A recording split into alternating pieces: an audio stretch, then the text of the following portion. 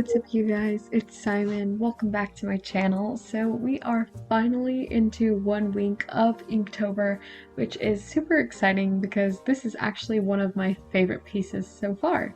So let's get into the prompts. Fruit and bugs. At first I was kind of playing with the idea of like illustrating something almost cutesy and very stylized, like something along the lines of like apple cheeks or Cheyenne Barton, for example. A little illustration of like bugs that happen to look a lot like fruit.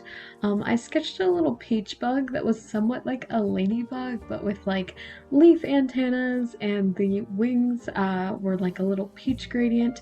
And while I did like the sketch, and it very well may be something simpler that I come back to as its own little thing, I didn't think that it fit with the vibe of most of my other Inktober pieces so far, and I also didn't think it was enough for an entire illustration.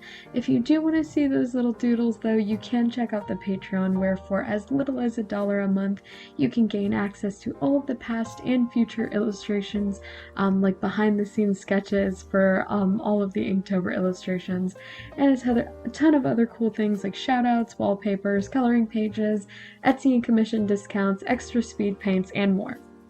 So back to the illustration.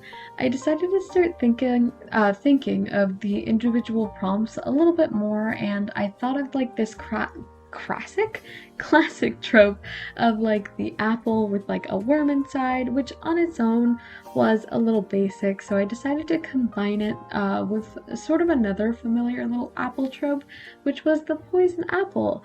I didn't necessarily want to indicate that the apple itself was poison, rather I wanted to make a sort of like fantasy type princess character who, like, I guess upon biting the apple and realizing that there's a worm inside, almost had like some kind of like knowingly concerned expression, I guess.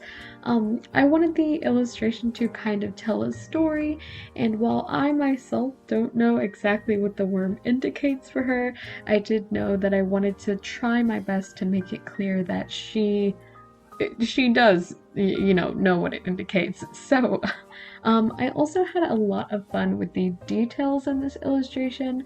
I love designing her circlet, and I almost forgot it, to be honest, when I was working on the line art for this. You'll see in the PSD file, if you're a patron, that her line work actually does not include her circlet, because I remembered from the initial sketch, like the one that's non-digital, that I had it. But as I was finalizing it, I completely left it out, and I didn't remember to add it until I was doing like the final line art, and I was like, oh my god, I completely forgot that. So adding all of the little swirly lines and her gemstone, of course, to create that was really fun. And I also really loved her hair. I wanted it to be very soft and curly and elegant and regal, and I felt like hopefully that came through.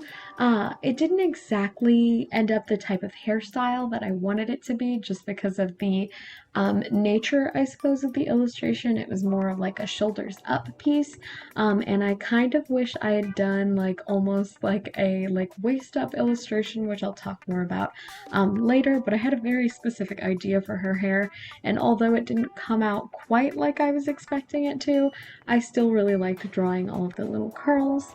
I also really liked her dress. Like looking at ball gowns, or in this case, like I guess more the bodice of ball gowns, is something that I have really enjoyed doing. By the way, if you're someone who's fond of fashion, and particularly period fashion, I'd recommend checking out Bernadette Banner.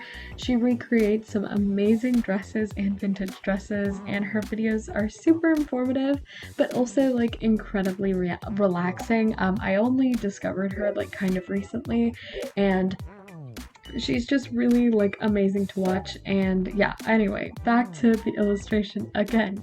So coloring this illustration was sort of like an interesting thing for me.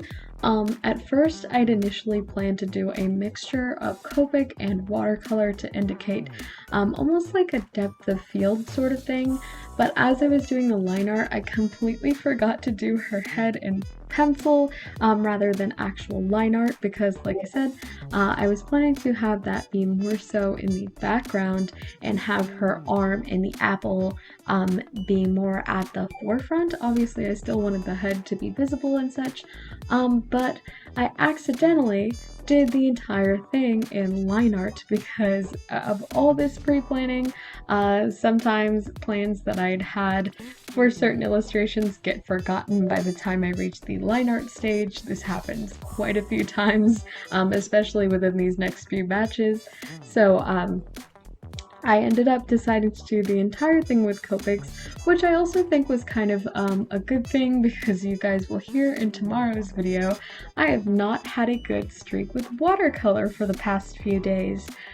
Also, picking the color palette was a bit of a process as well, because for most of these illustrations, I don't really have a color scheme in mind. I often choose the colors right before filming, so I did a few color studies and eventually settled on this one. I don't hate how it looks, but I think her skin ended up being a little bit too pink, and the bodice of her dress wasn't quite the color that I had in mind. It was a little bit too green, and I was sort of trying to lean toward more of like a minty color, which in like I guess the sheer part I did manage to achieve, but the bodice I wanted it to be like a darker mint, and it ended up just looking sort of like straight green. So anyway, that being said, I am really happy with how her hair turned out, and even more so with her lips. I'd planned kind of like a lip tint gradient situation, and I've never really had the opportunity to properly try that out with Copics, and it went exactly as I had planned it to, so I really liked that. I think the biggest downfall for this illustration, though, in my opinion, is that there's just not enough space filled. Like I mentioned before, I wish I had done some sort of waist up illustration or something, because there's just so much empty space. I plan to have some sort of darkened texture in the background to make it a little bit more obvious that she was like scared or worried, kind of like in cartoons or anime when something bad happens and there's like this dense dark colored sort of like wash or cloud over the top of the scene. But I ended up being too scared to add it because, of course, this would probably be in watercolor and it was over a huge area. And day 3, trying to do the wash on that background was an absolute nightmare because you guys know I'm not using watercolor paper, I'm using mixed media paper, so it handles watercolors a bit differently. It does buckle, and like I said before, I've just been having a lot of trouble with watercolors, so I was really scared to add it because I did not want to ruin this illustration. And I thought about the idea of using watered down acrylic at some point, but I also decided against that just because, again, it's kind of the same situation with watercolor, although it would be more opaque and would probably take less water. I still didn't want to run the risk. I probably could have done some experimentation with it, but I just ultimately decided against it because I felt like it could settle on its, or not settle, but I felt like it could stand on its own. But now that I'm looking at it, it definitely does need some sort of accompanying element. So yeah, like I said, it does just look a little bit unfinished. But I still really like the character overall. Maybe one day I will add some sort of background to her, but for now, here she is. I hope you guys enjoyed. If you did, as always, don't forget to subscribe and leave a comment or like this video. Let me know how you're feeling about Inktober so far. Did you manage to finish the first week? Are you participating at all? What sort of prompts are you guys following, and how have you interpreted them so far? I really want to hear about all of it down below. I also want to give a big shout out to my patrons Elise Thompson, Duran, and Mandy. Thank you guys so much for continuing to support me every single month. You guys are the reason that I'm able to do these videos every single day. You guys are incredible, and I cannot even begin to explain how much I appreciate you guys and those of you who are just watching. I can't believe it's already been a week of Inktober. That is insane. I definitely have not made it this far in years past, so the fact that I am not only a week into Inktober, but I'm also uploading daily is absolutely insane. So yeah, thank you guys so much. One more thing I do want to say, I did mention it on my community tab, but so far I've only gotten likes on the picture and no comments. So I wanted to ask you guys, I've been thinking about sprucing up my content a little bit after Inktober. Obviously, all of my Inktober videos are going to be edited the same way that they have been in the past, just for simplicity's sake. But after Inktober, I'm just kind of curious, like, what do you guys want to see from my videos? Are there any like editing techniques or like certain things like overlays, I guess? I don't know, just something that you guys think that might be missing from my channel. I really want to practice a little bit more with editing. So if there's anything that you guys want to see from me, from my videos, please leave a comment down below, and I will definitely work on experimenting with that and trying to implement it.